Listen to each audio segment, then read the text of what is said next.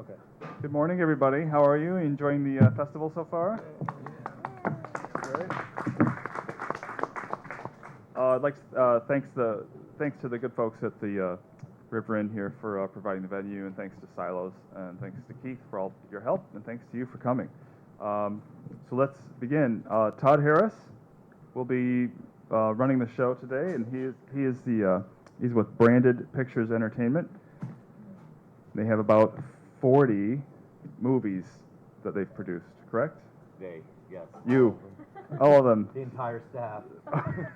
Todd, well, I give you Todd Harris. Thank you.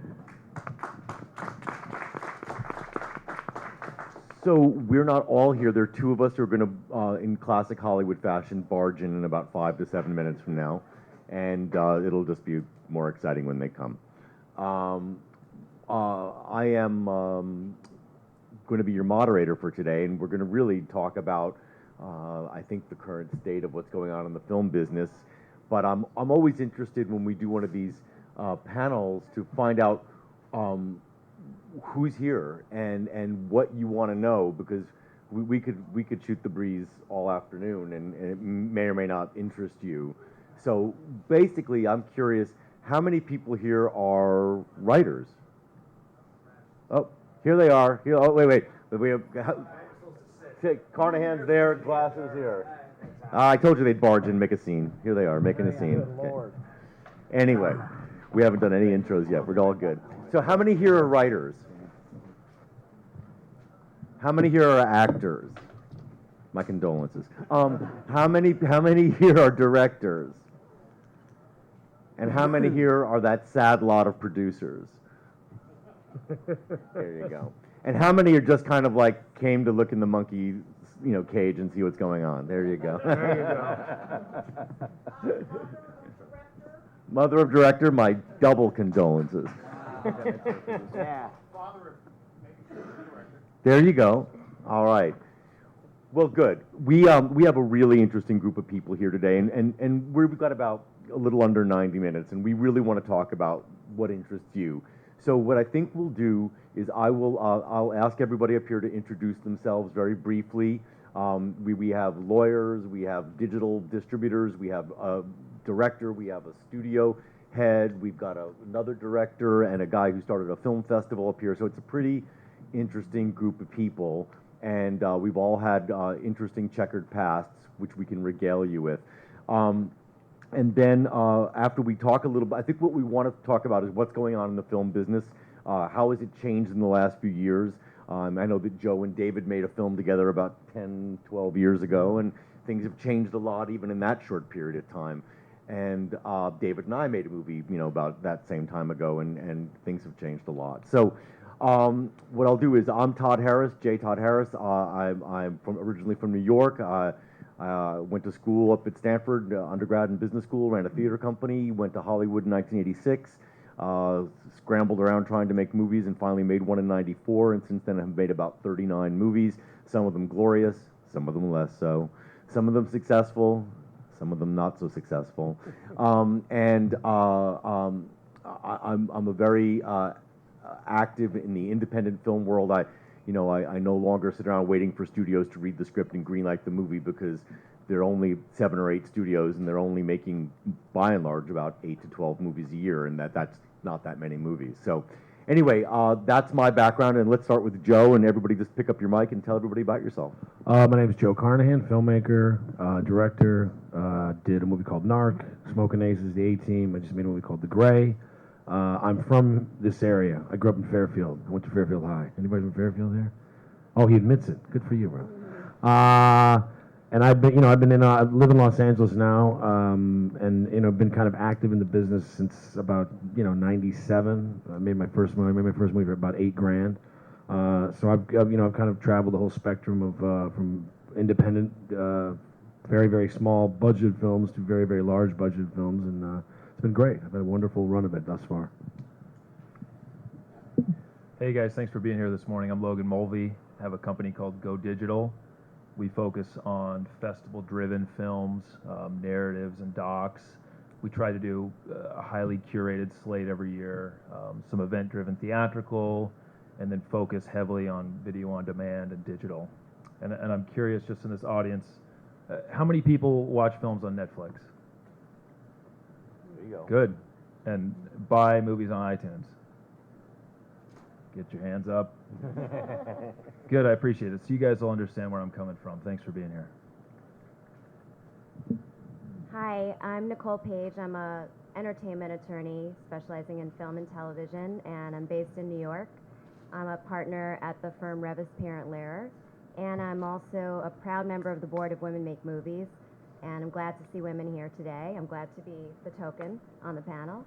And I do a lot of production legal work. I work with filmmakers, documentary and feature filmmakers.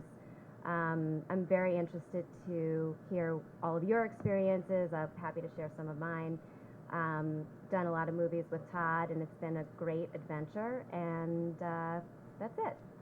Thanks for coming. My name is David Glasser, and I'm the CEO and president of the Weinstein Company. You probably know, some of our movies. We make quite a few, make about 10, 12 movies a year.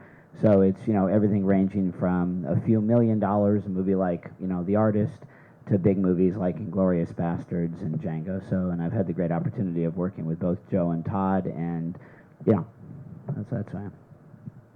Hi, I'm Dan Mervish, and I'm a director. I have a film here screening tonight at 8:30 called Between Us. You should all come see it.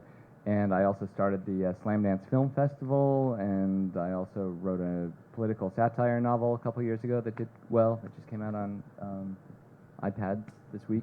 So yeah, there you go. That's me. So, when I first started, I made my first movie in 1994, and the Avid was a new thing, and we were doing post in New York, and in one room there was an Avid, this newfangled computer, that we were cutting on, and in another room were all these strips of film, and I want to throw it over to Joe, because Joe is made a lot of movies, and he started small and got bigger, and let's get everybody to give their impression about what do you think the major changes are in the 15 to 20 years since you've been making movies? I mean, I think for me, when I was making films, it was as a young man. Not that I'm, 1,000 years old, but I'm much older than I was when I started. That we were using, it was a lot of video, and we didn't have the capability. We certainly didn't have, like the Canon 5D, which you can shoot on our GoPros, and some of this stuff you see that projected looks just as good as 35 millimeter film. And I think the biggest change, what I've noticed, is that technology has made it possible for people to do extraordinary things with not a lot of money. And I think that's really exciting, especially to be a filmmaker now. It's like, of course, as there's access, you're going to have the proliferation of more people, but at the same time, the cream will still rise to the top, and the truly talented will emerge no matter what. So I think that, to me, is the biggest thing. And I think, listen, obviously festivals have grown exponentially as there's been more product out there.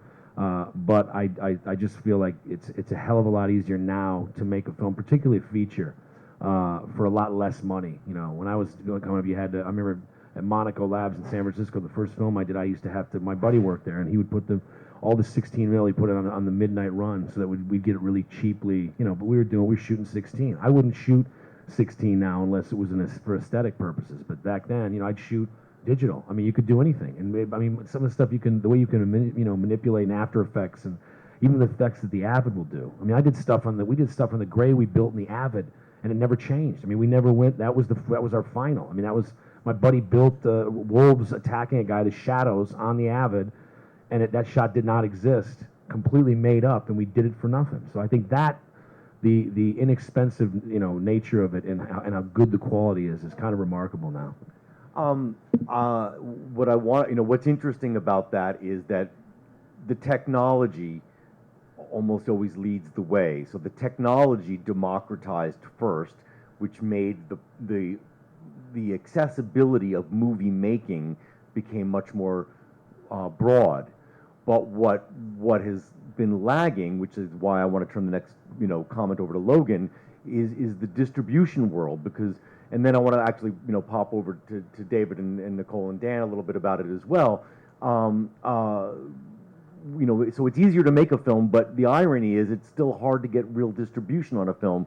So Logan, what inspired you to start your company? There must be something about that.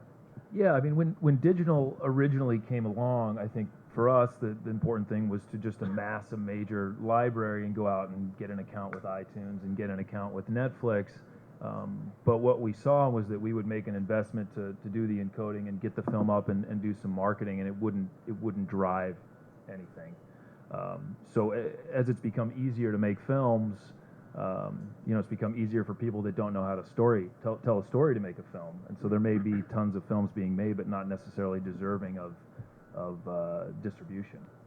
So I think for us, it's still focusing on the story, even though it's easier to get things out there, and maybe a film that couldn't get made before can get made now, and we can make it available to 100 million people on cable VOD.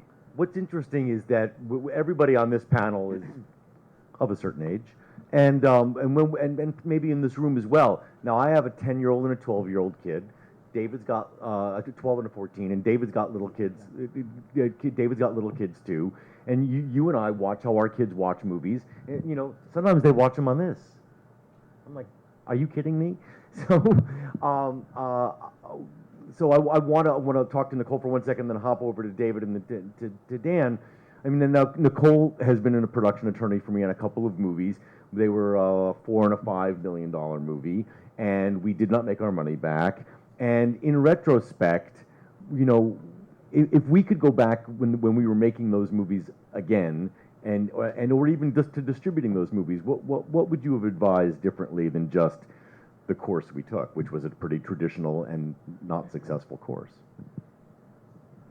I think where I'm seeing success, because the distribution marketplace is really challenging right now.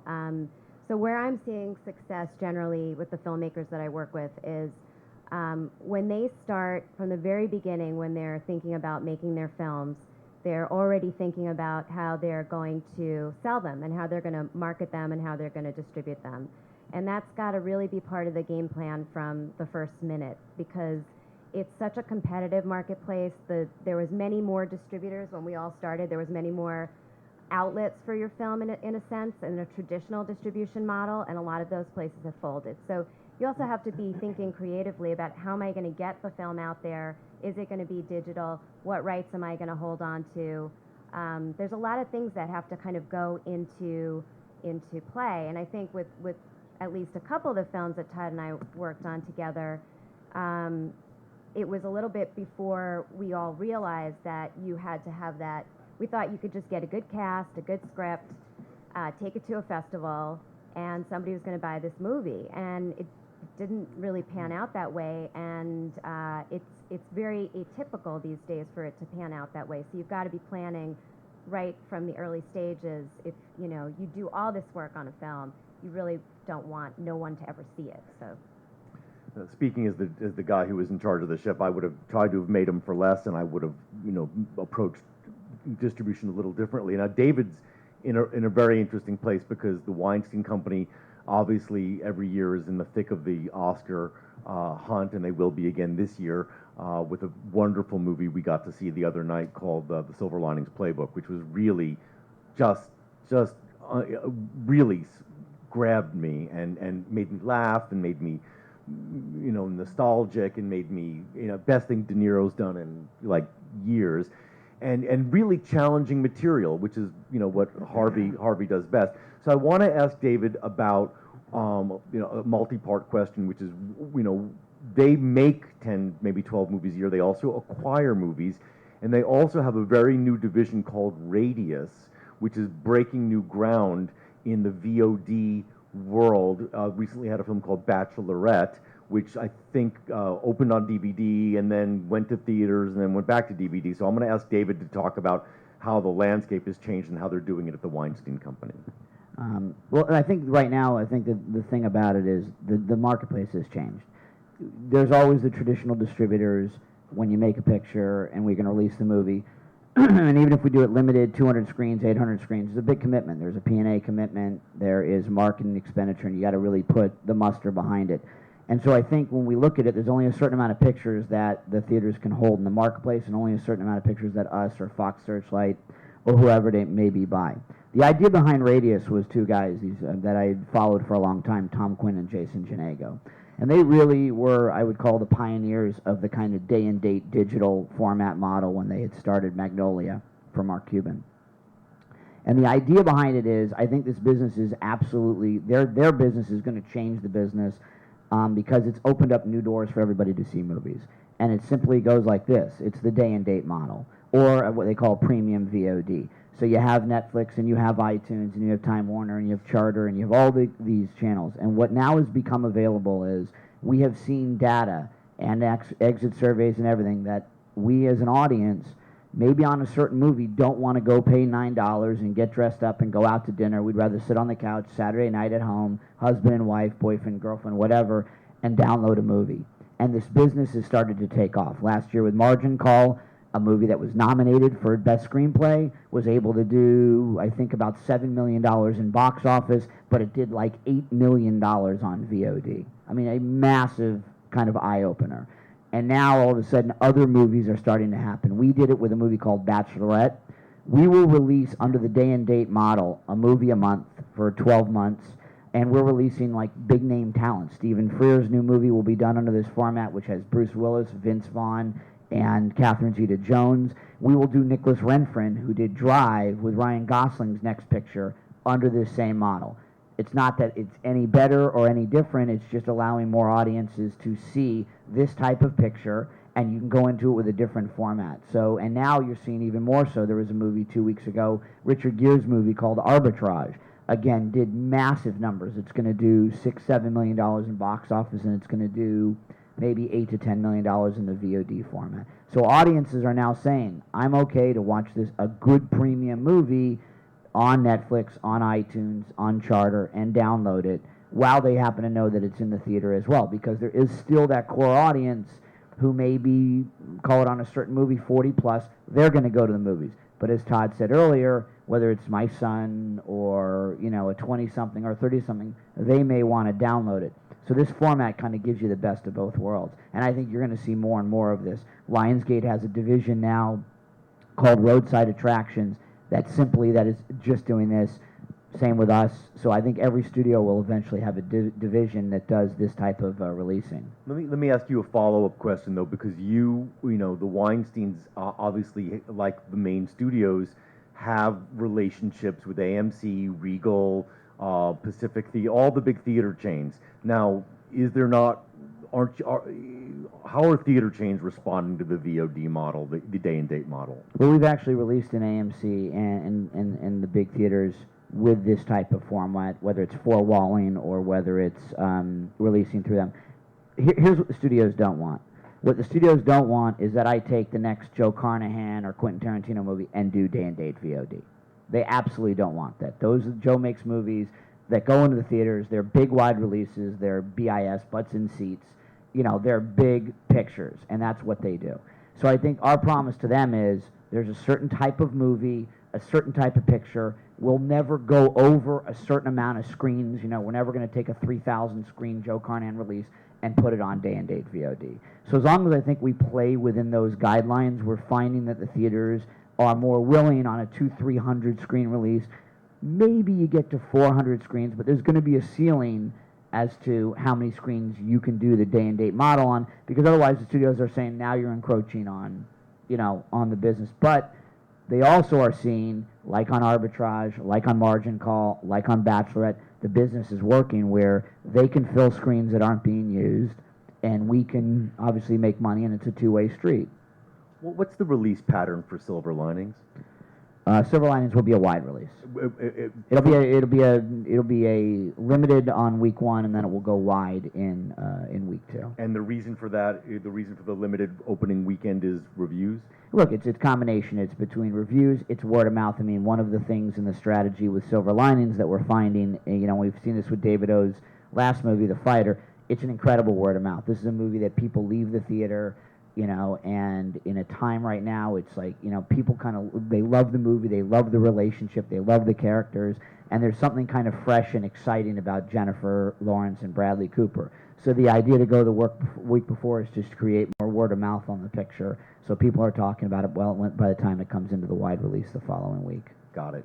Dan, you've been making movies a long time. How many movies have you made, and when did you found Slam Dance, and what inspired you?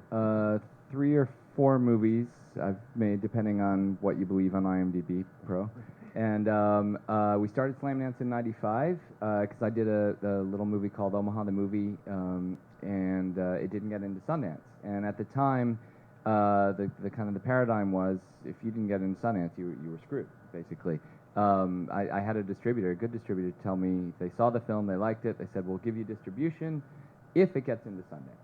I was like, and if it doesn't, screw you.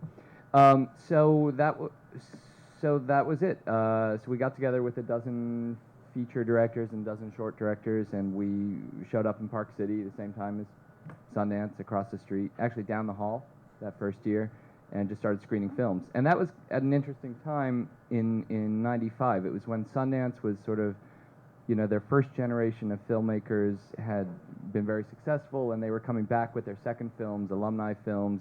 It was also the same year, and David, correct me if I'm wrong, but that Miramax sold to Disney. Fine Line had just sold to Warner Brothers.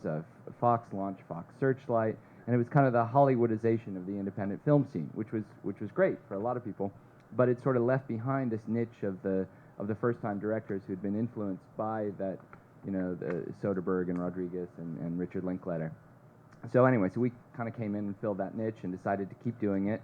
And we've shown the first films ever since of Christopher Nolan, Ryan Johnson, Lena Dunham, Ben Zeitlin, all kinds of interesting people. Now your film here, Joe, sorry we didn't show your film. It's all right. But I liked it. I remember when you. But I remember actually being. I thought it was one of the great things that happened at that time to independent film was Slam Dance, because I remember it seemed like such a wonderful act of subversion. Yeah. And that it was you were going into like the fortress of Redford and this upstart, and I thought it was brilliant. I remember seeing, I think it was Schizopolis, Right. Soderbergh's Yeah. film was there, Yeah. and I just thought these guys are out of their minds, man. But in a really wonderful way, because I think with the advent of a festival like Slam Dance, you saw a bunch of other festivals try to come in the wake of Exactly. that and Yeah. set up. But I also thought it was interesting in that, it's like the emperor has no clothes. It's like Right. it was really great. It was I thought it was like it was at a time when we did need that, because the institution of what Sundance was. And from the time I was there in '98, my first film, I went back with Narc. Even in that 4 years, it had changed radically. I didn't recognize what it had been just a few years earlier. Right. And this is why I think, digressing a bit, why this festival in particular has such a shot to be something. So you guys have no idea how special this festival could be. And the important thing is, keep Hollywood out of here. Seriously, honestly. Don't let Joe back in. Yeah, don't let me back in. But yeah, I just remember that being really a pretty fantastic moment. Yeah, thanks. And it was, and you're right. I mean, it was the same year. Within the year that we started was also the same year that the New York Underground Festival started, which Todd Phillips started. The Chicago Underground Festival, South by Southwest started within that year. The Hamptons started that year. So it was kind of a recognition around across the country that you needed to kind of democratize the festival scene. Right. now Dan, your movie that you have here was made on a modest budget, I'm assuming. Yes. It was modest. But even films that are made for perhaps under $1 million, I don't know what the budget was, but I mean, I still think you need to really be thinking about, and I want to ask Dan if he thought about this. What was the target audience for the movie, and how did you think you would distribute it when you made it? Yeah, well, our film, it's an adaptation of an off-Broadway play about two couples yelling and throwing things at each other. So it's not a real happy movie, but it's a dark comedy, and I think people are laughing in awkward places in a good way.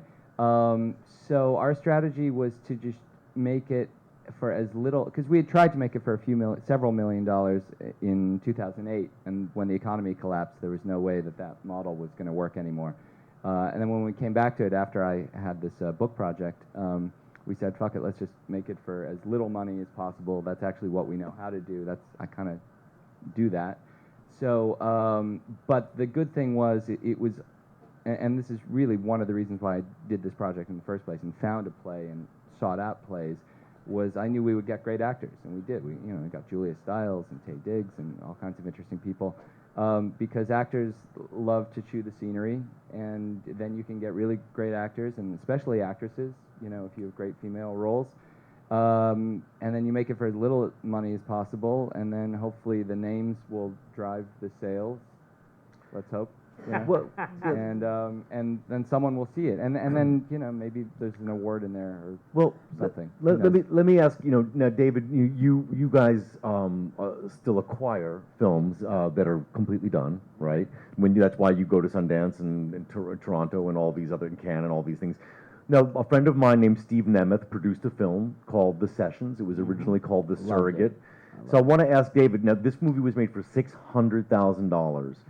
Helen Hunt, Bill Macy, John Hawkes from Winter's Bone, wonderful actor, made for, literally, the catering budget on certain big movies. Now, David, when you saw that movie in Sundance, did you want to buy it? Did you want to make a move on it? Was it just too small? What did you think? It's a sore subject for me. I'm yeah, sorry, okay. I didn't know. I actually, Harvey and I saw the movie, and we loved the movie. It is it is such a tough movie to watch in one sense, and in sense an incredible, inspiring movie for people to see. Helen Hunt, in both of them, but she literally left nothing on the table. She went out for this role and went for it and gave it her all. And we saw it. We tried to buy it. And it was basically a little bit of a bidding war between us and the other studio, and at the end of the day, it went to the other studio. So, which is fine. It happens all the time in our business, but it's a movie I really like, and we tried to buy it. We're not afraid of any budget, whether it's a $600,000 movie or a $100 million movie. So for us, it's about the product. That was the kind of movie.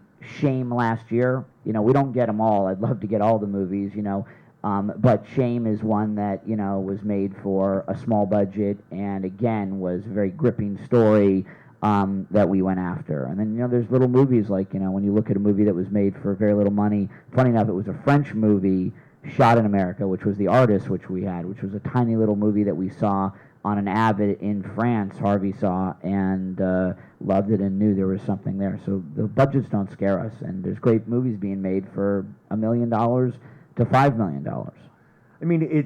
I think many of the filmmakers in this room are probably, looking at lower budget movies to get going because it's hard to raise tens of millions of dollars. And it's very interesting what breaks through, whether it's The Artist or Blair Witch Project or, if Darren Aronofsky, a filmmaker I'm sure we all admire, now if Darren Aronofsky had come to me or anybody at this table and pitched Pi, I still don't know what Pi's about. Right. Or what about Black Swan? You think about Black Swan, right? Could not get financing. With the cast, with Natalie, that thing languished around Hollywood we looked at it, we passed on it. Every studio had passed. It finally got put together. CAA put that thing together with a song and a dance of a private investor by the name of Brian Oliver, and it still didn't even get done when it got done. So it was, you never know. Also, Brian Oliver, who's a good buddy of mine, his investment in Black Swan was, I think, $4 million, and they gave him a check for $65 million when it was all said and done. So, and now he has $200 million. Let's say the world of ballet doesn't pay, because it does. And now he has like $200 million, and he's making amazing movies. He's making Rush with Ron Howard. He's making great movies. It's funny, but it's an interesting topic right now. There are some investors right now in Hollywood, young investors, Brian Oliver, Megan Ellison, Worldview, who, and I say this with all due respect, who have taste, who actually know what they're making. They're not blind check writers. And I think we've seen more and more of these private equity guys come into the game. You look at what Brian's making. They're not crooks either, which is a big distinction. Which is even nicer, exactly. Yeah. But it's still very daunting. The distribution is still at the end of the when something like The Sessions, which was called The Surrogate at Sundance, happens, that I think everybody up here knows that's the needle in the haystack, because for every Surrogate or Sessions, there's 100 films that are roadkill, and either because they didn't know who was their audience, they weren't well executed, or they because if somebody had come to you and pitched you The Sessions, I'm going to make a movie about a quadriplegic guy who lives 20 out of 24 hours a day in an iron lung, and hires a 50-year-old chick to come get naked and, you know, finally have sex with him. I would like, what?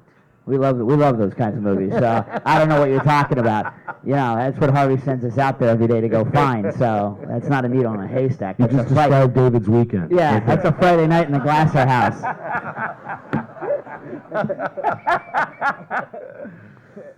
But you know, it's true. It is true that it is harder to find. But I think that's going back to what you were saying about the digital end.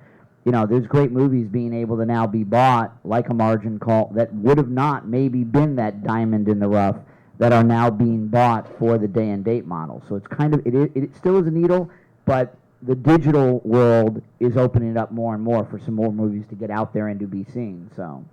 Right. I mean, and the Weinstein Company is particularly interesting because they, you know, look, Harvey Weinstein, you know, larger than life, has probably the best taste, you know, of all filmmakers and of all, you know, studio guys. He's not really a studio guy, and he also is a miracle worker when it comes to publicity and marketing. Now, let me ask you about another movie which has gotten unbelievable critical response, but hasn't taken off financially as much, and that's The Master. I mean, it's funny. People keep saying this about The Master, but what people have to understand about, you know, Paul's movies, it actually has, and it's, you know, it's one thing about his movies when you look at the subject matter and you look at this movie, for example. This is not Boogie Nights or There Will Be Blood. This was a very specific story that he had, and when we kind of, I mean, we're actually exactly where we would thought we would be when we bought the movie in its distribution. I mean, the movie's incredible. I don't know who's seen it, but, you know, Joaquin and Philip are amazing. But it's not a subject matter that's going to resonate with everybody, and we knew that going into it. So we sometimes have unrealistic expectations of movies. I mean, this one we actually have, and we've heard that from a few people, but I think it's actually an incorrect statement about the movie, because the movie is being seen. The movie opened to 135,000 per screen average, the highest per screen average ever. You look at Lincoln this weekend, which is having an amazing weekend. It's going to do 80,000 per screen average on 11 screens.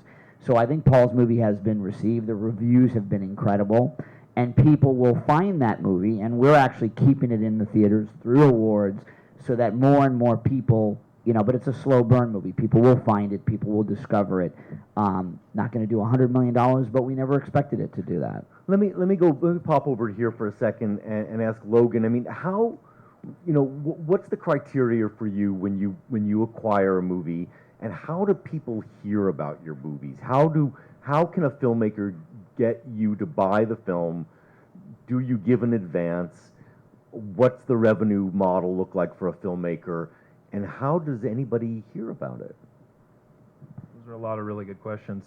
I think obviously we're on a much smaller scale than what they're doing at Weinstein and even Radius. And I think the publicity for digital has been good in one sense, but we got to remember that those films have major movie stars that wouldn't necessarily be very happy a year and a half ago if you told them that their film was coming out on VOD first. I mean, I think Bachelorette was good. It worked. Those girls went out and pounded the pavement, and those are movie stars. So the films that we look at are films like documentaries, and we do pay advances on some occasions, but I think for us the real focus is finding a movie that has a very specific audience that maybe a larger company doesn't have the time or the wherewithal, or there's just not enough return in that film for them to take. But for us, we're a small company, 13 people, heavily focused on finding that niche audience, doing traditional PR blended with some grassroots marketing, and then merchandising within the stores. A few of you raised your hands, said that you went to iTunes. I imagine you go there looking for them to tell you what to watch, because there's so much product there that we count on those tastemakers like Matt Dentler at iTunes to say, these are the 10 or 15 films in this category that we think are worth watching. So we really help, you know, promote the film in that sense, make sure that Hulu's aware of it, iTunes is aware of it, and then, like I said, the grassroots marketing and the traditional PR. Yeah, Nicole. I actually wanted to ask you a question. So this is something that a lot of the filmmakers I work with ask me, and I'd be curious to know how it works with your company. So on the social media component, if you pick up a film for distribution, who bears that burden as far as, you know, do you take it on, or is it partially the filmmaker's responsibility, or all the filmmakers' responsibility, and how do you advise them on that aspect? That's a really good question. I'll use a film that you guys have maybe seen if you're in the documentary, seen a film called Unraveled. It's a story of Mark Dreyer. He stole $780 million. It's running on CNBC right now. You may have seen it. This film, we did 3 weeks in New York theatrical, a week in LA, and then cable VOD at the same time. The film's going to end up doing really good business, especially for the type of budget. But it was a collaborative effort. We have a social media team that works with the filmmaker, sort of advising them, hey, we should do this, we should do that, let's run a contest. For this specific movie, it's about a famous attorney, so we went to the American Bar Association, got them to help us tweet about it, get lawyers to know and understand. So it was a mix between sort of Mark Simon, the director, tweeting, Facebooking, and then us working on it. But we really, as a small company, need the filmmakers to be entrepreneurs and be involved from the beginning with us to try to pound the pavement and make it up the hill. I was going to say, I think Logan makes a very good point. I think, you know, it's one thing to be creatively inclined, and that's where, you know, your focus has to be, and you want to make something great, be it a script, a movie, or what have you. But I think what's becoming key, at least with this kind of new generation of films and filmmakers, is you must understand marketing, and you must understand what goes into that, and you have to make that part of your skill set. I think some people are just, if you're naive to that, you know, undo that particular situation for yourself and really get schooled and really spend the time to you know, you're talking about social media, like what out there is working and why is it working, and study those things. But I think we lose that, and having been on the receiving end of a failed marketing effort. I mean, listen, after we made the A-Team. I made the A-Team for Fox, and we did everything we needed to do with that movie. And as we were questioning the marketing plans, we were getting closer. I was sure, David, you can talk, but it's like, you know, I'd said to him, it's like, we're opening on June 15th in Mexico, on the same day that Mexico plays South Africa in the opening of the World Cup. And they said, no, we like the date. No, we like the date. No, we like the date. Cut 2 months later, the chairman of the studio, Tom Rothman, you never want to hear this, and the head of marketing, a guy named Tony Sellis, said, quote, we fucked up. We screwed up. We did not, we thought we were smart about the release. We thought we were marketing the film, and we didn't. And you never want to go all the way to the 2-yard line and fumble because, you know, you don't understand, you know what I mean? You really have to educate yourself. And I thought it was like we were grooming disaster. And the movie should have made twice what it made, and it just didn't. Because Dad stayed home and watched soccer, Mom took the kids to see The Karate Kid. That's really what it amounted to. It's very simple arithmetic, you know. And it's hard. I think it's really tough on us at the, you know, the studio, you know, level, because if you think about it, right? And then I try to think about this with our filmmakers, and what Joe is saying is true. Is these guys write a script, take 6 months, maybe 2 years of their life to get it done. Then they go out and spend another, you know, 6 months or a year trying to get it financed. And then they spend another 6 months actually making the movie, and the actors and the crew and the grips and the gaffers. These guys are working 18, 24-hour days on a 50-day shoot. Then they edit it for 4 months, and then they give us the movie. And you have to understand, we have a 3-day weekend to basically get it right, and probably a 3-month launch pad to market it. And can you imagine, like Joe said, a studio having to make a call and saying, we screwed up. Your 2 years of you working on this movie and everybody else, just like that. So I think our marketing guys have some of the toughest job on their shoulders, marketing, distribution, and publicity, because anything can happen. We had a movie last year. Everything's great. It's tracking NRG on a Thursday. This was like a year and a half ago. To the #1 movie in America was a Paul Rudd movie, and the hurricane hit the eastern seaboard. 1,000 screens. We were at 2,400 screen release. 1,000 screens shut down. That's it. You can't rebound. You can't come back the following week. You can't it's over. It's over. It's finished. It's just like that. And sometimes it's the studio, like you said. Other times it's reasons that you can't even imagine. Whether a movie that nobody expected everybody to go out to see, mom and dad, you know what, we'd rather see that. Weather, especially in like London and places.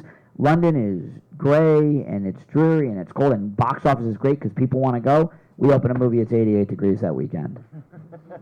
And it can be a Thank great film. It doesn't matter because the movie can be great. The movie, everything can be, in your favor, and you get, like they said, it's the smallest things that sometimes derail, and you have that weekend. And unfortunately, the business now judges everything on that weekend. The Gray opened #1. It fell off next weekend. It didn't matter. It didn't matter. It only made $53 million domestically. It's like, which is great for the budget that we made on. But because it was #1, that was it. It was you're cemented as success. You could fall off 79% the following weekend, which we didn't. But you could fall off radically, and that's the perception, which is it's not really realistic, And then you got a movie like Argo that doesn't open at #1, but stays now in the top 3 for weeks and weeks and weeks and becomes a word of mouth hit, And that's, I think, the thing about what Joe said, going back to Joe's original comment, is marketing is so important. So whether it's whoever's making the movie, and from our standpoint, before we buy a movie, we sit around with our marketing guys and we say, how are we positioning this? What are we doing? Because you can't just take something and buy it and then figure that out after the fact. It actually has to go into the methodology of, you see a movie like Sessions, how would we market it? Can we get people in to see a movie? Is it too tough of a subject? So all those things, the marketing stuff has to go in effect from the time you make the movie to even when we're buying a movie. So Dan, how are you going to market? How are you going to market your movie, and what would be a success for you with your new movie? Well, I this kind of leads to what I was going to say about this emphasis on the opening weekend. The other way to think about it is, especially if you have a smaller film, is that your festival circuit is in essence, or can be, your theatrical run. And Joe, would you rather have a film that plays for 3-4 months or a year at festivals and go to Napa Valley every weekend, do Q&As and drink and get laid, or have one opening weekend and you live or die by that? No, absolutely. I don't think that's the thing, Dan. It's not. It's as it exists. It's inherently flawed the way we think of it. I'd much rather come here and drink wine and do this than than because you sweat out these things and they're unnecessary. But because there's a glut in the marketplace, and because there are a lot of movies out there, and because that's the way we've turned everything into a horse race. That's this country too. That's why we only have 2 parties. It's like the Democrats and Republicans. We need a third party. God damn it, we need a third party. But we like, because I'd like to vote for a libertarian candidate and not feel like, okay, great, me and 17,000 other people just voted for this bozo. But literally, like we are this country. Unfortunately, we are born and bred. We like winners. And we need a winner. We need a clear loser, and that's the way. And so oftentimes you don't see the best stuff that's out there. Because the marketing angle, because you're not exposed, because unless you come here and make yourself do this, have this, this festival experience, you just don't see the best stuff. And this goes to, I had a very sobering experience. I have many sobering experiences, and this is one of them. So last Monday, my friends who have made several films within Boston, they've been knocking out these tiny little $500,000 family movies that really are destined for Lifetime, and they know that. And it's a holiday movie. There's some Christmas tree and some third-rate TV star is in it, and they make it for $500,000, and they get to make their movie.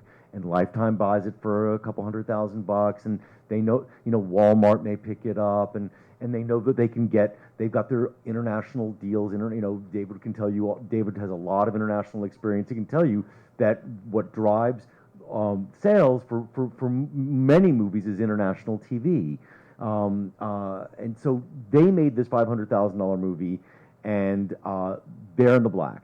And I went to the screening of it, and I wanted to kill myself.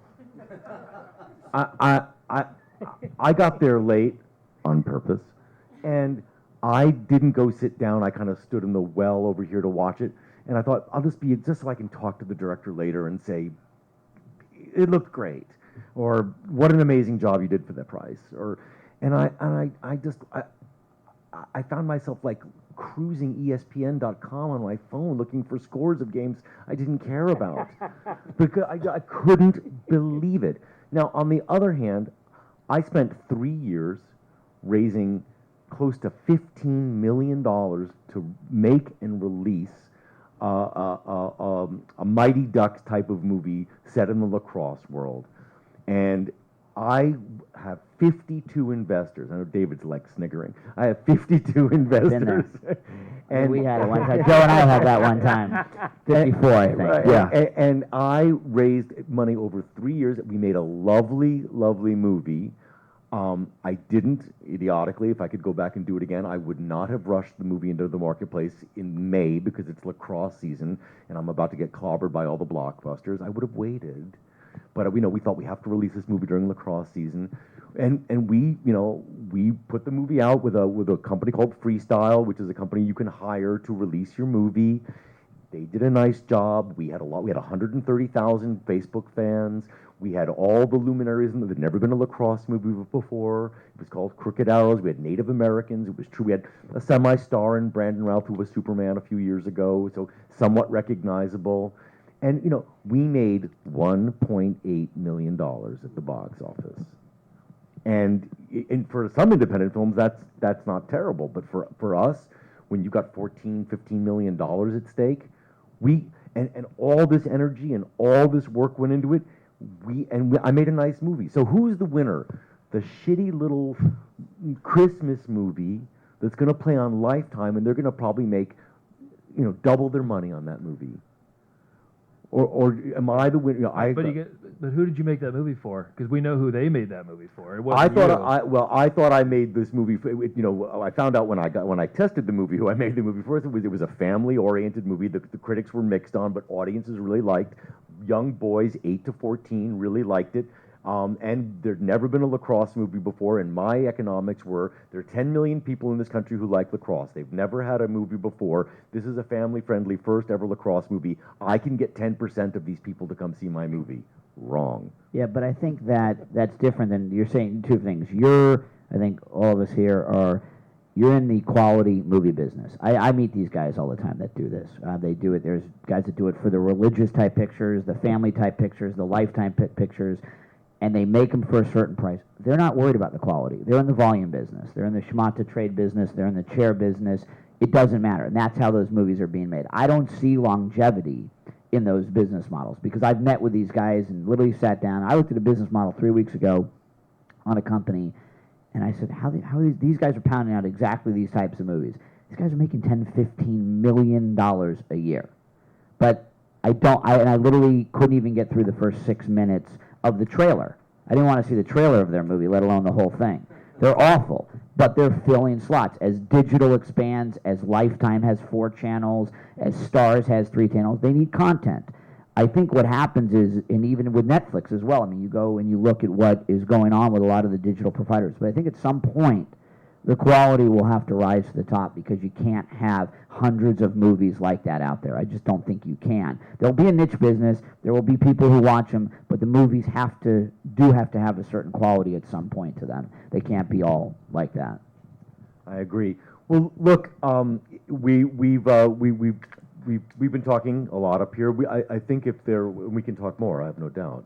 But maybe we should open it up to a couple of questions. I mean, Nicole's been through the legal battles. David's been through the distribution battles. Dan and Joe have been through the directing battles, and Logan is charting a new course for where it's all going. What questions do we have, sir? How do we as filmmakers get to Oh, hang on. I think we need to go to the mic. Sorry. We are streaming for a live audience somewhere. I know we are.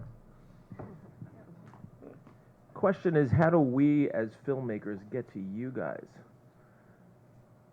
It's easy for you guys to get to us. I mean, you're the buyer, and it's a buyer's market. But if you're Joe Carnahan 15 years ago, how do we get to you? What advice would you give us as to how to get our product to you?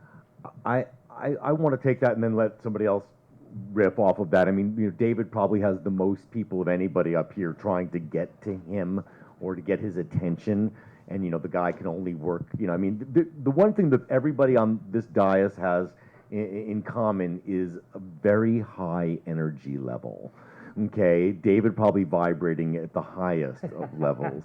Okay, and I don't, and one of the most challenging, probably has the best and most challenging job in the film business. And it probably is about 90 freaking hours a week. I don't know how you do it. Anyway. And this is Glasser with about 3 gallons of Pinot in him last night. So I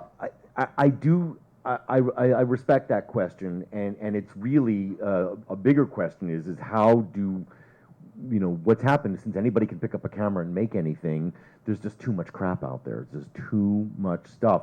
So I think that you've got to be really savvy about how you approach people. David, do you have an idea about this? I mean, I think if you have a finished film, and my guys, I guarantee you on Monday are going to call me up and say, I can't believe you said this on a panel, but they will. They trust me, they will. But I think that if you have a finished movie, look at the festivals that you know that the acquisition executives from the studios will be there. I mean, in my opinion. And even the most junior guy in the company is looking to stake his name on a title. I have junior acquisition guys who come in and say, I saw this documentary, it's called Bully, we should go after it. Undefeated, which we won the Academy Award for last year, I bought in South by Southwest because one of my acquisition guys said, you have to go see the screening. I flew to South by Southwest to see a documentary because one of my guys was so hell-bent on me saying, you got to go see that.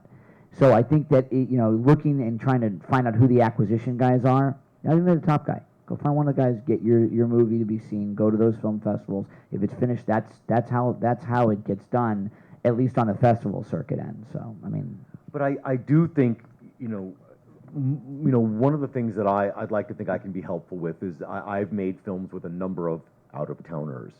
And I think it's helpful to have a partner in Los Angeles or in the thick of the movie business, not necessarily in LA, but I think it's very helpful to finding that person is the trick. I get it seems like a dozen queries a week. I don't know what list I'm on, but I get a dozen queries a week. Like, here's the pitch for my screenplay, and I have somebody else look at those. And I get 10 or 15 scripts a week, and I don't read 10 or 15 scripts a week. I read 3 or 4 scripts a week after somebody else has read them and said there's a good reason to read it, or it depends on who it comes from. But I really, to me, making, as a producer, when I was a freshman at Stanford, I wanted to be an athlete, which was pretty funny. And I went out for the crew team. And they said, great, you can yell and steer. Okay, but I think making movies is like being the coxswain of a freshman of a boat of 8 guys. The boat is 60 feet long, it's 2 feet wide. You're the littlest guy on the team. You need to get 8 guys who are twice as big as you and could squash you to step into that boat and trust you and row at the same time. I believe that getting movies made is a confidence.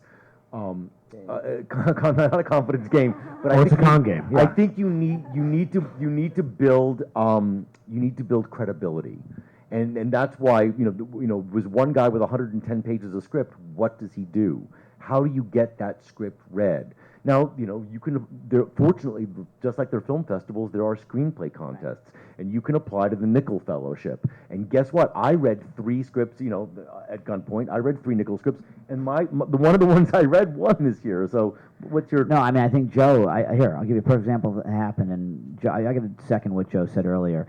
I came here for a reason, and I don't sit on a lot of panels at festivals and things like that because I thought what Mark and Brenda were doing here is an incredible, very organic. First of all, it's a great environment, but to do something very natural and kind of, very, outside the box. But literally, we were at an event yesterday, and Joe and myself are sitting having a conversation. You had just come off of the script writing panel. Now, here's a guy who is, in Hollywood considered, top directors. Literally, we're having a conversation about 2 pitches he heard, 2 that he loved. This is us having a conversation, not for anybody else.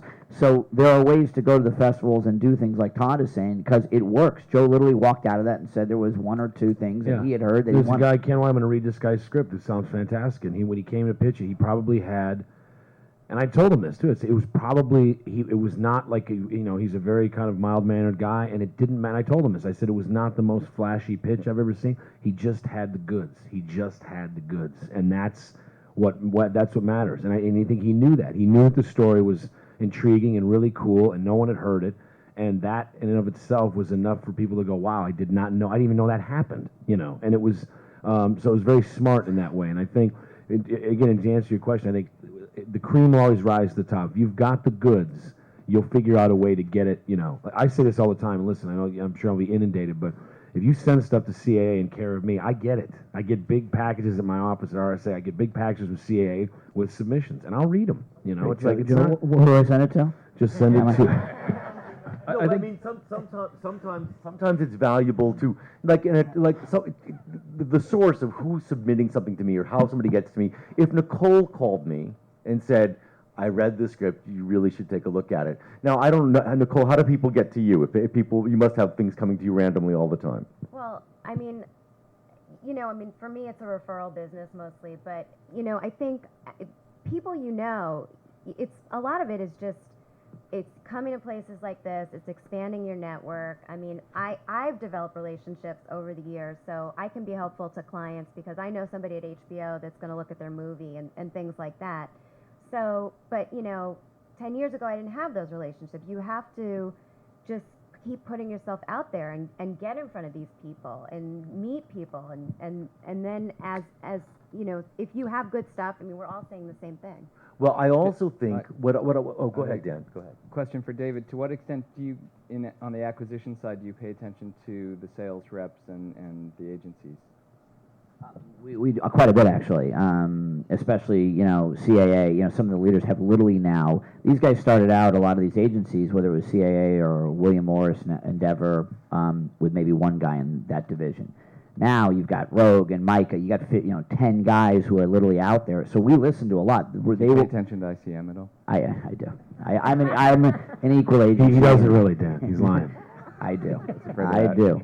I do. I pay attention. No, we pay attention to all of them because they all now have big packaging divisions that do acquisition stuff, and they do quite a bit of work. We have a huge acquisition team, but I think the agencies even more so. And we listen, and they constantly come in and are pitching us stuff and saying, "Hey, there's this project, there's this script." They had Black Swan at CAA, and they were relentless in getting it done, and then partnered with Brian Oliver. So they're more and more we're seeing these guys, very active in that end. I also think, unfortunately, as we're doing, just like Joe said, a movie's got to, on Friday, by the time the East Coast matinees come in, what your weekend's going to look like. And Nikki Fink will tell you what your weekend's going to look like. Worst. So told ya. The worst. Anyway, But I think also, honestly, I'm going to throw it back to you if you don't mind, because I think a lot of people here are probably not making $50 million films. They're making films for under $1 million. They may never do a theatrical. It's just a whole different model, and it's something that might be very much worth considering because so many movies lose money. But before Logan goes, I just want to say it's about today. I think this is a general comment. Unfortunately, the attention span is super short. Super short. When I get an email, if it's like 4 paragraphs long, I'm like, I can't read this shit right now.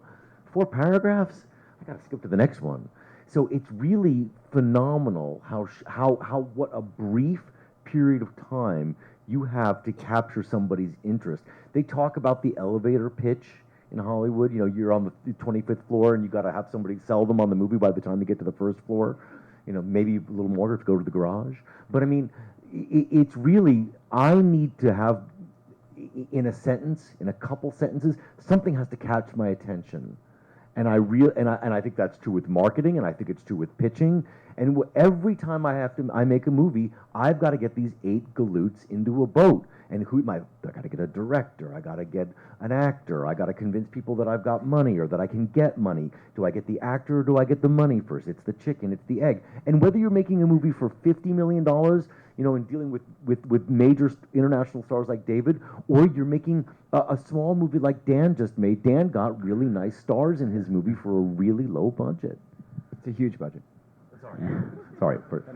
Well, the way he makes it seem, I think we should just move to Napa and work in a wine vineyard.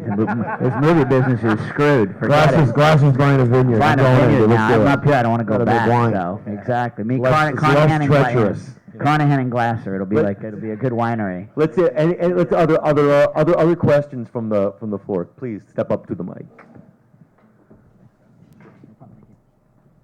Actually, I have lots of questions, but I'll narrow it down to Logan.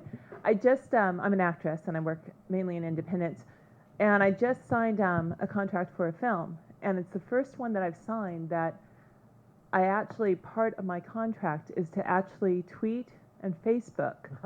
Smart producers. Yeah, basically 5 days a week I have to tweet or Facebook about the film, what's going on with the film.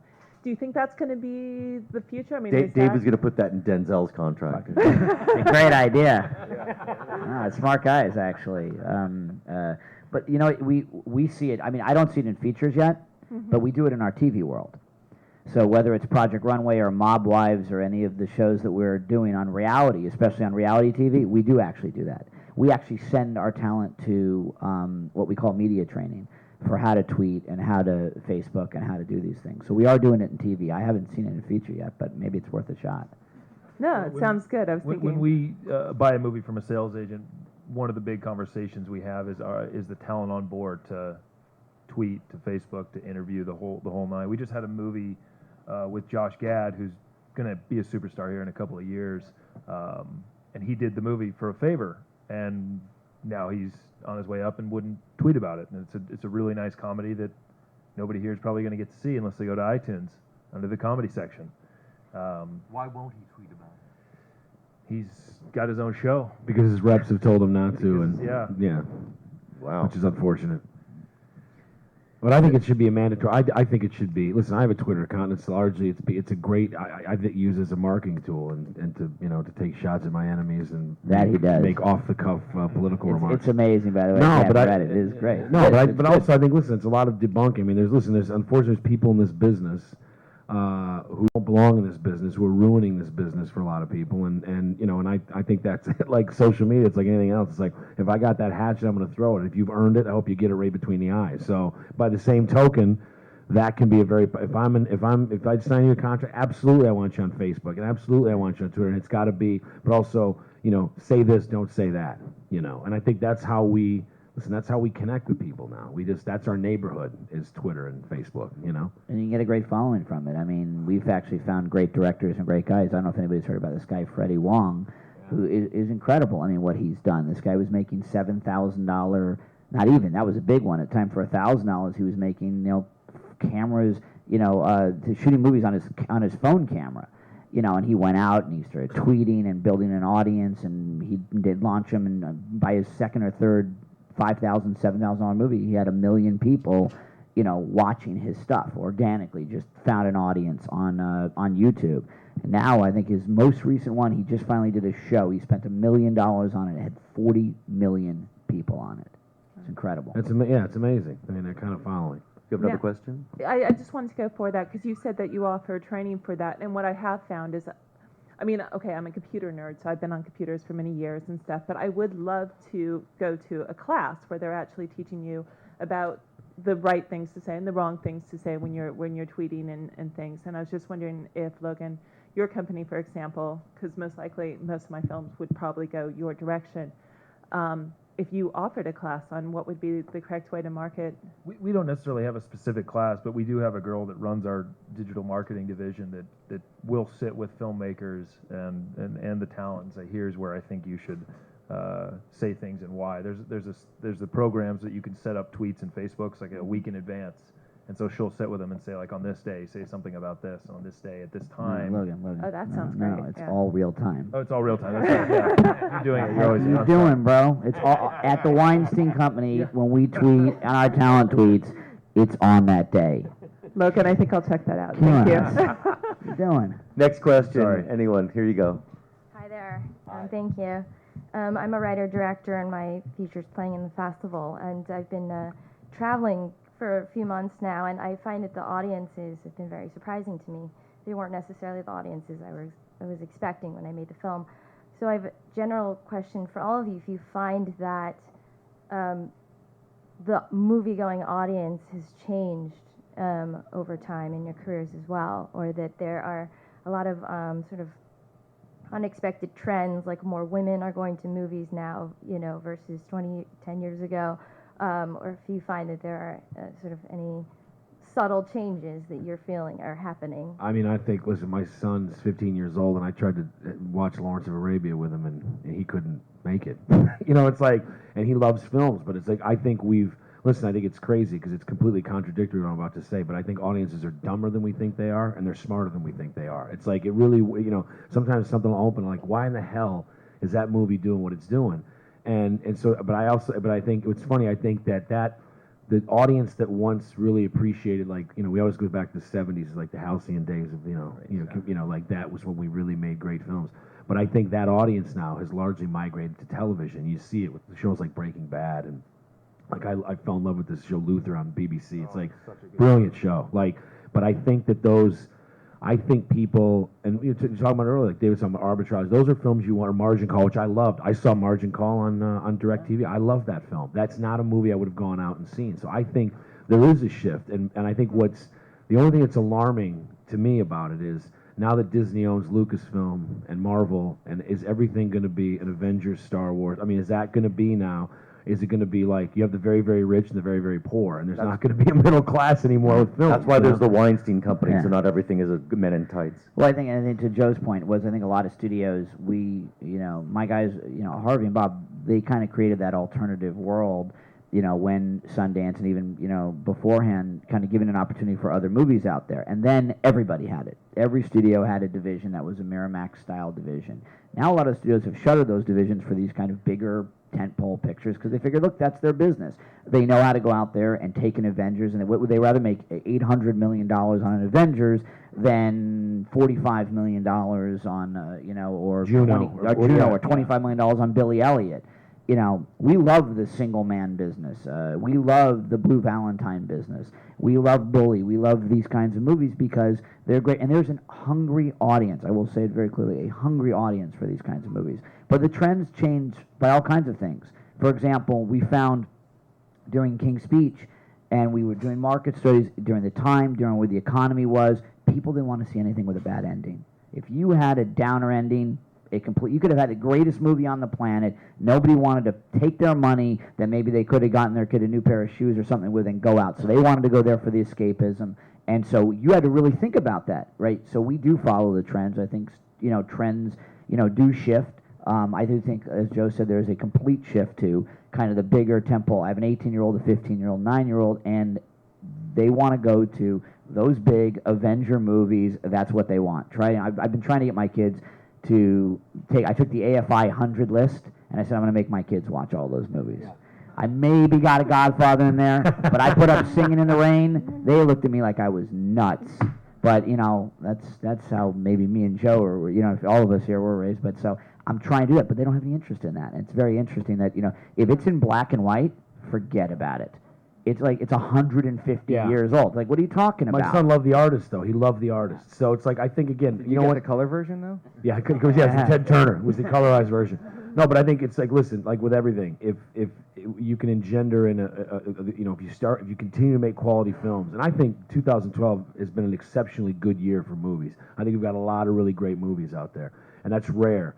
And I think even some of the listen, I really enjoyed the Avengers, and I didn't think I'd like that film. I thought it was a blast. I had a blast. So I don't say it dismissively. I say it if it becomes the only thing. If we got to hit, if every ball we make contact with, we got to hit out of the park. That's a problem, because then unless you've got a Harvey, unless you've got companies like that, like the Weinsteins, you won't. They'll become fewer and far between. And that's what concerns me, is that we're just going to roll the dice big every time. Any other questions out there? Thank you. Thanks. Hi. I wanted to ask about ticket pricing for movies. Do you feel that affects you guys at all, as far as, nowadays for a family of four to go see a movie is $50, $75. There's so many great independent films that maybe aren't getting the box office reviews, or, people, when they go make a movie now, make a big decision. They've seen the previews, they've heard from word of mouth. There's so many more things now than just people just taking a chance to be like, oh, that movie looks good. Is that affecting things? Well, and do you see the pricing ever coming down? Before I turn it over to David, who probably deals with that most, I want to say that I personally don't mind paying $12 or $14 a ticket to go to the ArcLight. I want my seat reserved. I don't want to fight it. I want easy parking. I don't mind the extra $2. I still think it's a deal, but I do think that with all the competition out there, you really got, and all the free entertainment one can get, or seemingly free entertainment one can get, I think you have to have a very compelling reason to get people off their butts. Look, I don't see ticket prices coming down at all. I mean, it's an event. Right. That's what you're going to see. The movie co's, the AMC's, they've started doing these, you know, kind of where you can order food, you can order drinks, which I think is interesting. So I think you'll even see the prices in some of those going up. But I think it's what you're saying is that, and the problem also with the ticket, another point that you made about does the digital trends and things like that affect us? 100%. So we have a movie that opens on a Friday night. Even if the movie was just okay, I normally had an opening weekend. I no longer have that because a young, even 30-something would be in the audience, in the theater, 40 minutes into the theater, texting or tweeting or telling their friends. I can see the drop-off from my Friday night to my Saturday if I have a movie with bad word of mouth. I normally had at least a week, you know, 2 years ago, 3 years ago. I don't even have 2-3 days now. I don't even have 24 hours. I know by Saturday what's going on. You can see it. I mean, you can literally see the numbers drop off to the noon the next day because people are out there in the social network world, social world. And the second thing is with regards to ticket prices, I think that's what this VOD is. This VOD is for now $9.95. I can get 5 people over at the house with a bowl of popcorn and some really good, you know, chicken wings, and we can all hang out. And everybody's got now, you know, go to Costco, go anywhere, 65-inch, you know, 70-inch, 55-inch. You know, now it's affordable to have a home theater. So that's where the trend is going. I also think, you know, if people want ticket prices to come down or level off, which I agree with David, I actually would be willing to pay more. You go to something like the VIP theaters like they have in Toronto, and you sit in there and they take your coat. It's brilliant, and people are quiet. Yeah, but they're also, you know, people are going to show up and spend that much money to watch a film. They're going to shut up and they're going to respect the process. Right. But I think if you want to see it ever even level off, then people have to stop stealing content online. That's my biggest thing. That's what will drive it right through the roof. Because in addition, going, you know, what Dave was saying, it's like not only is the guy in there texting to, and there's some idiot recording the entire movie that he's going to post to some site and on some torrent that you can then download. And it's like, if you know people doing this, pick their hard drive up and throw it in the pool. I mean, literally, I get very. It's theft. Period. You're stealing. Yeah, it's something we're so vocal on. But I have an entire team who literally their entire job, one attorney, 2 guys, a tech guy, you know, there's a big chunk of salaries. That's all they do. We open a movie on Friday night. It's already up on the BitTorrent by Tuesday or whatever. It's on the street corners 3 weeks before in Spain, in Italy. I have guys literally cease and desist letters working to just get the stuff down. I mean, you Quentin Tarantino movie that that we're doing. The script is out there. We can't get anything. Everything is being stolen, and it's a huge thing. And Joe's 100% right. It's not right. It is stealing. Everybody can try to justify it any way they want. And Harvey and myself and Bob, we've been very vocal. We are, there are companies now that are actually going out and starting to sue individual people for stealing, 1,000 at a time. And I think the more that it gets aggressive like that, and the more that the content sites start to work with us, we will then be able to potentially, the ticket prices maybe won't go up, but that's what's causing it, a big part of it. Well, here's the question then. Is there a way to make the theatrical experience unique from the BitTorrent experience? And I'm starting to see this more theatrically where people are doing Q&As or Skype Q&As with the directors and the stars. I definitely, if I'm an AMC, if I own a theater, I am definitely looking at ways to distinguish my experience at my theater, whether that's food or Q&As or presentation, or every screening I go to at the ArcLight, somebody comes out and introduces the film, and it's always the projection at the ArcLight is 99% of the time absolutely perfect. Right, and I value that. Yeah, but that's not going to change. The problem with it is it's not going to change the ancillary revenue. We need the video, the VOD, the free TV in order to be able to deliver these big movies to you. So while we may be able to do something in the theater, if it gets stolen, video is already in the toilet as it is. So to then have it available online, I can't get the ancillary revenues to then be able to pay for the P&A to be able to put it in your theater. So while the experience in the theater may be better, it's still not going to help how it's screwing up everything else downstream. Do we have any other questions? Okay, we have time for maybe 1 or 2 more. I just wanted to say thank you all for taking time out and giving us such a valuable discussion. Well, thank you very much. Thank you. Thanks for having us here. It's Yes, go ahead. One you and then you, and then we'll try and wrap up because we're getting towards 12:30. I thought you pointed at me. I did. The short attention span and the method of distribution, VOD, how is that changing the actual design of the content? And is there can you any of you imagine that the nature of a feature-length film might change in light of the short attention spans? Well, I just want to say, the artist notwithstanding, I think if you look at a film today versus a film 30, 40 years ago, would you say 2 to 3 times as many cuts? Oh, I think it's probably 7, 8 times more cuts because the Avid made it. You know, back in the day, you had to, and I also think it changed inherently the design of the way directors work. You just have to, you know, guy designs a oneer, you did it because you don't want to sit at a chem for hours on end cutting. You know what I mean? So it's like it was. Now it's like, oh, we'll just, you know, here's a B camera, we'll throw another camera over here, we'll do, you know, and they just. And I remember I got in a big fight with a second unit guy in the 18 because he said, I'm just going to go in there and hose this down. I was like, you're going to what? I'm going to hose this scene down. It's like, you're not going to hose anything down, which means I'm just going to turn a bunch of cameras on and capture, you know. Because, again, the Avid allows you, it was the most dismissively reductive, horrible thing I've ever heard somebody say. But I think it has. I think it's changed our art in a way that, yeah, there seems a tremendous amount. I mean, watch a Michael Bay film, man. I was like, my God, there's an insane amount of cuts in those movies, just everything, you know. But look, you know, there's clearly an audience for that. But I also want to ask anybody, maybe David or maybe anybody else. I mean, you know, is the 90-minute movie in jeopardy of, you know, do we need to have entertainment in 5 and 10-minute chunks now? But that's why TV's gotten better. I mean, you know, the Mad Men's, the Parks and Rec, whatever. I mean, those are, you know, and that's why you see a lot of filmmakers doing those things, and they're getting better, and they're short. They couldn't get their film made. Yeah, I think. Sopranos. Hey, I'm going to do a pilot for A&E. I'm leaving on Monday, and I'm doing it primarily because I think a lot of the really great work is being done in television right now. Flat out, the great work is being done in television. And we're able to spend the money. I mean, we're doing a new series, Marco Polo for Stars. We're going to spend $4 or $5 million an episode.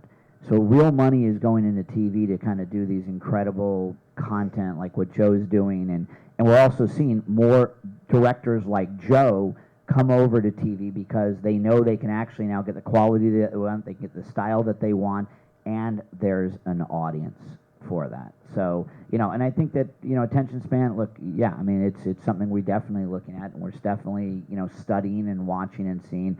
And trust me, I mean, just look at our look at the reality TV world out there. I mean, that just, you know, that's there.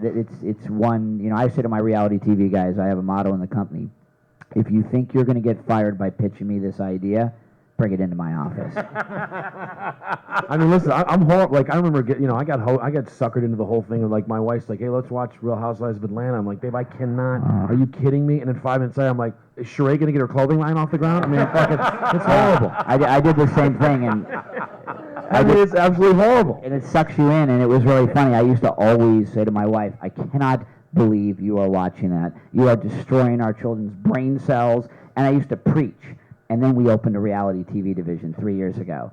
And, you know, we're doing Mob Wives and Rodeo Girls and Trailer Park Lives and all these TV shows that are just one after another, and they sell, and they're huge. And Mob Wives is sponsored. Come on, Mob Wives is tremendous. It's great. I bought that in the parking lot. I'm not even kidding. I wish this story wasn't true. I literally bought that in the parking lot of Nobu in New York because I literally watched the tape. I said, "Oh, this will never sell." And then I went and met the women at a dinner, and I literally walked outside with the producer, and I said, "Let's do this right now, right here. What do you want?"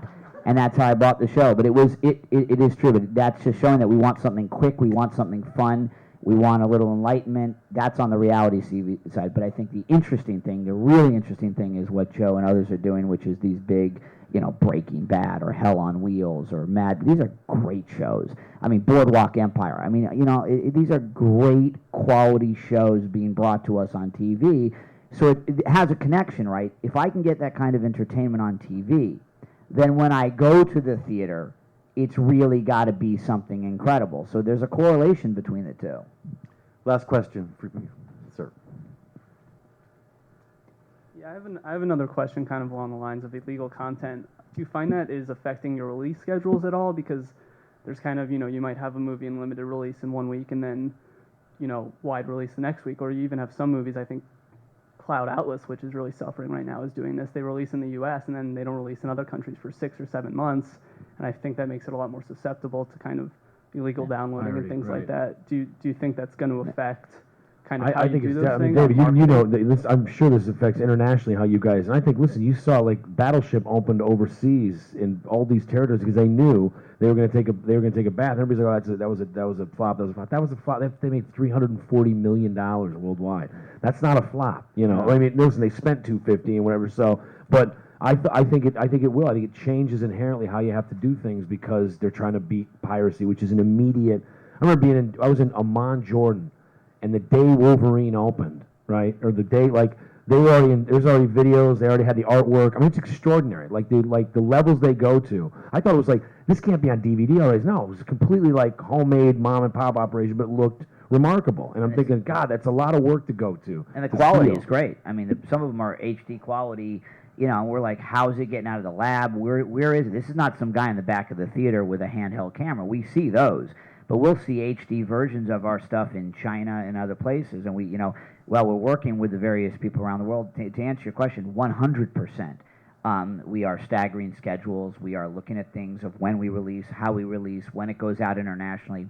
And even our partners downstream, my home video partner, says to me, you have to hold back the video in that territory before we release in the U.S., you know, because it'll be available on Amazon, UK, or wherever it may be. So we've got to take a look at those things. And those guys are great. You know, Netflix and Amazon, all those guys are great partners in working with us and staggering those schedules and doing that.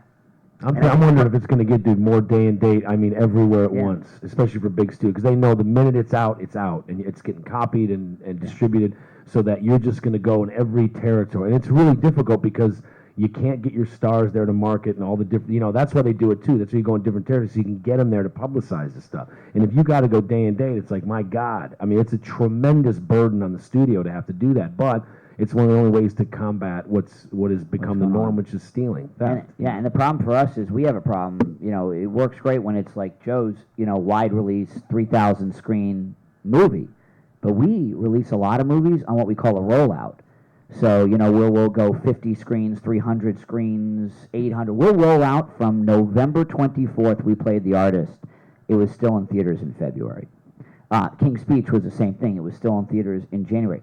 That's where it's hurting us more than ever because I've got a movie that's still rolling out. It's still in its race, and yet it's being pirated. So that's a big problem for studios like ourselves and Fox Searchlight and Focus who do these rollout type pictures. Right. When I see somebody with a blanket, you know, and selling DVDs that are just of movies that were just in the theater, I call the police. I just call the police. Anyway, look, thank you very much for your time. I'd like to thank our panelists. Thanks, guys, for coming. Thank you. And we'll enjoy the rest of the festival because it's rocking.